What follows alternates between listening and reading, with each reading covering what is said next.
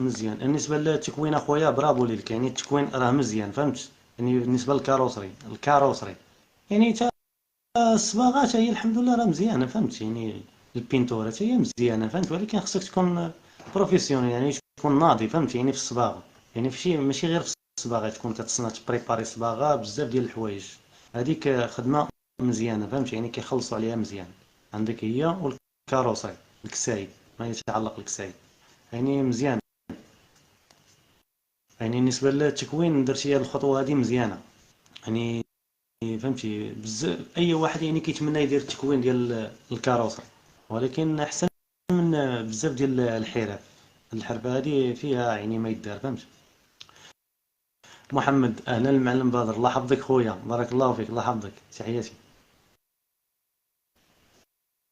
ادريس تبارك الله علي، السي بدر المعلم ديالنا، الله يحفظك، الله يكبر بيك.